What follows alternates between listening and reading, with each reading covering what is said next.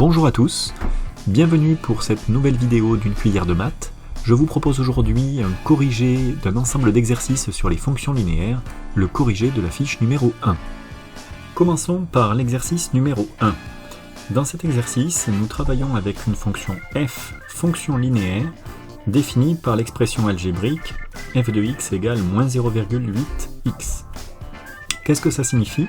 Ça signifie que nous travaillons avec une fonction qui est associée à un programme de calcul qui, à un nombre de départ x, va multiplier systématiquement par moins 0,8 pour obtenir moins 0,8x.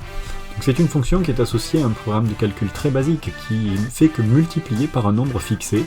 Ici, c'est le nombre moins 0,8. On nous demande de calculer l'image de 3 par f. Ça signifie, si on transpose ce problème à un programme de calcul, que l'on va choisir comme nombre de départ 3, et on va le multiplier donc par moins 0,8.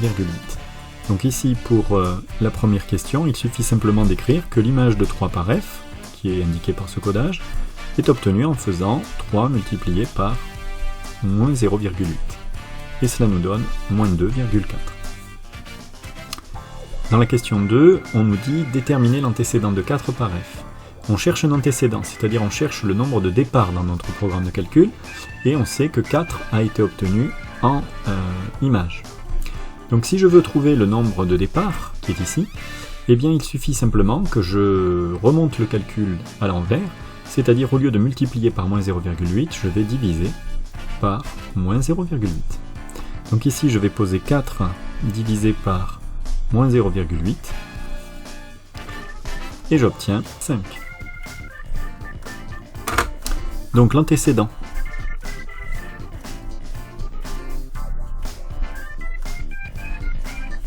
de 4 par f est 5.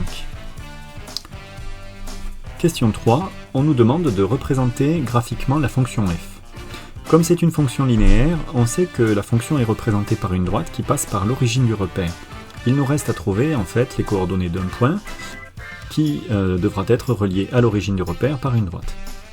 Alors pour déterminer les coordonnées de ce deuxième point, il suffit de choisir un antécédent, une abscisse de départ comme on le souhaite, de préférence pas trop compliquée, et on obtiendra l'ordonnée correspondante en faisant appliquer le programme de calcul à cette abscisse que nous avons choisie, à cet antécédent que nous avent choisi.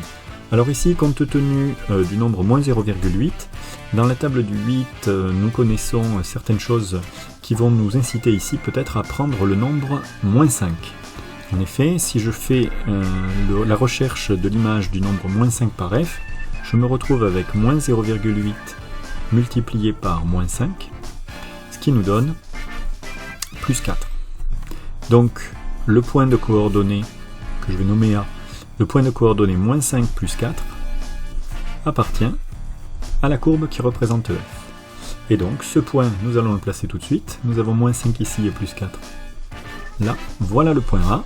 Nous savons que le point de coordonnées 0, 0 appartient également à la courbe.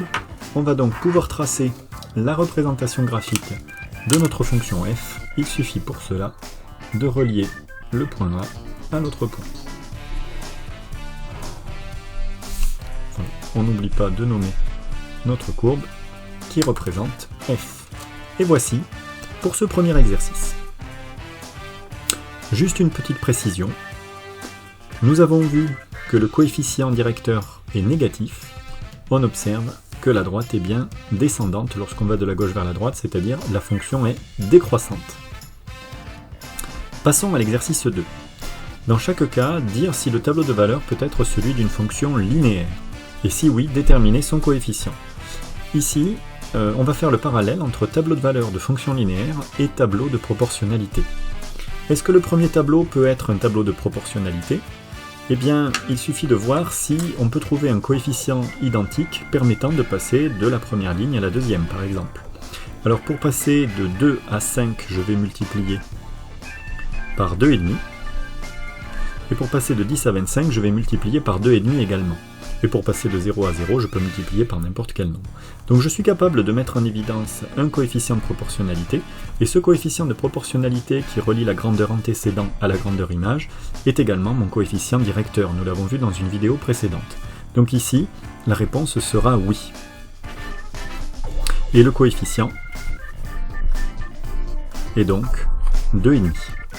Qu'est-ce que nous pourrions dire de la fonction g de x? Qu'elle est représentée par une droite parce qu'elle est linéaire, parce que cette droite passe par l'origine du repère, et également, on peut dire que comme le coefficient directeur est positif, cette droite va être croissante, la fonction est croissante.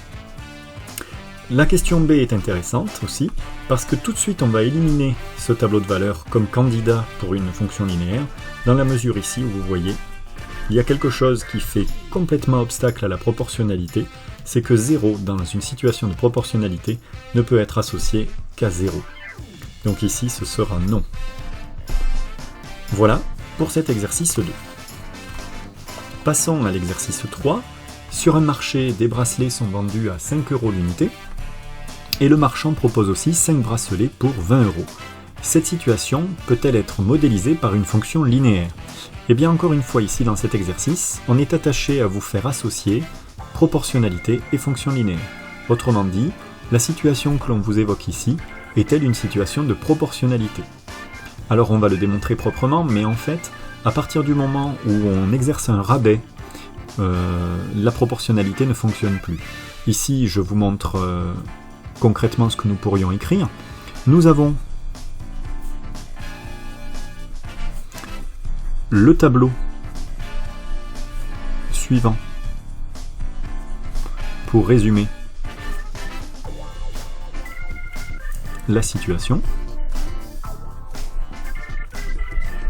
On va faire un tableau dans lequel on va faire apparaître les deux grandeurs associées. Ici, nous avons donc un nombre de bracelets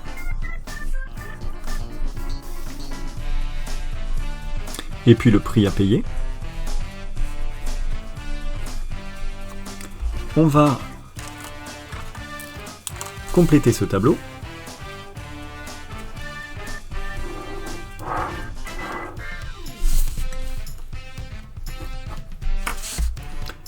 Vous avez donc comme nombre de bracelets, si je prends un bracelet, je vais payer 5 €. On va le mettre ici, notre symbole. Et puis, si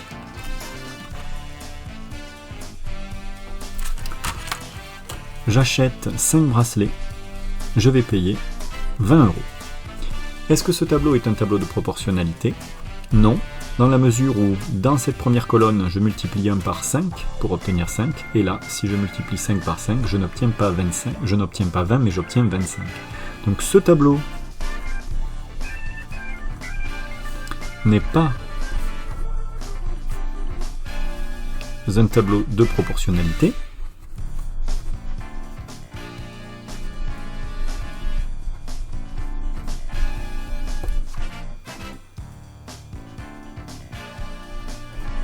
On va l'écrire comme ceci. Ces deux fractions, rappelez-vous ce que vous avez appris en 5e, expriment les coefficients de proportionnalité descendants de votre tableau, pour chacune des colonnes. Donc, la situation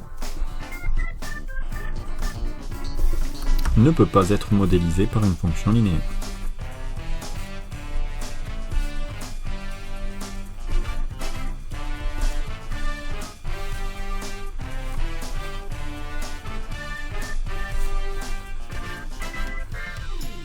Voilà.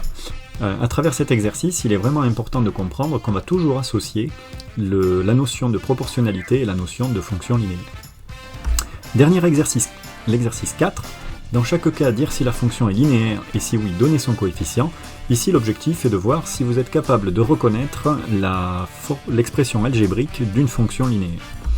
Autrement dit, une fonction qui est associée à un programme de calcul qui, à un nombre x de départ, va lui associer simplement le produit de ce nombre par un nombre constant, toujours le même. Ici, c'est une association d'un nombre de départ avec la somme de ce nombre de départ et d'un nombre constant. Ça ne convient pas, ce n'est pas une somme que nous voulons, mais une multiplication d'un produit. Donc le A est exclu. Pour le petit b, Ça fonctionne bien parce qu'on va systématiquement multiplier le nombre de départ par 4. Pour le C, ça fonctionne également puisqu'on va systématiquement multiplier le nombre de départ par 1,8. Pour le D, ça ne va pas fonctionner parce que dans ce programme de calcul, nous n'avons pas qu'une seule étape qui est une multiplication par un nombre constant, mais une multiplication suivie d'une soustraction, donc ça ne convient pas. Je vais, pour vous aider, marquer des croix sur les questions éliminées. Et enfin, attention à ce piège, ceci est l'écriture de x multiplié par 2 tiers, c'est donc bien l'expression algébrique d'une fonction linéaire, puisque je multiplie systématiquement le nombre choisi au départ par le nombre 2 tiers. Donc, les cas qui sont associés, ou qui correspondent à une fonction linéaire,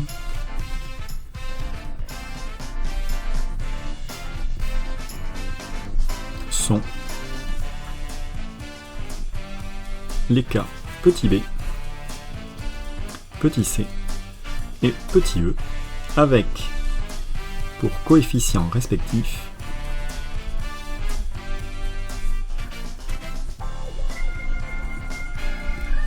« 4, 1,8, 2 tiers ». Terminons avec l'exercice 5. Dans chaque cas, le graphique représente-t-il une fonction linéaire? Ça va être très rapide. Une fonction est linéaire si elle est représentée par une droite qui passe par l'origine du repère. Cette droite-là donc convient. Celle-ci ne convient pas parce que la représentation est une droite, certes, mais elle ne passe pas par l'origine du repère. Celle-ci convient, et celle-ci ne convient pas parce que, certes, elle passe par l'origine du repère, mais ça n'est pas une droite. Donc seuls les cas numéro 1 et numéro 3 conviennent. Alors pour être sûr qu'on ne se trompe pas, ça c'est le cas numéro 1, ça c'est le cas numéro 2, ça c'est le cas numéro 3, et ça c'est le numéro 4. On va ajouter un petit argument. En effet, ce sont les seuls cas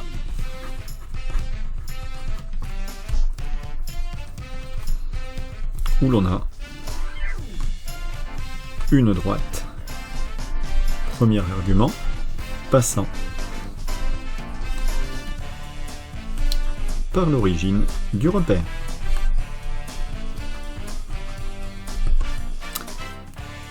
Ainsi s'achève cette vidéo. Je vous retrouve, j'espère, bientôt pour d'autres vidéos.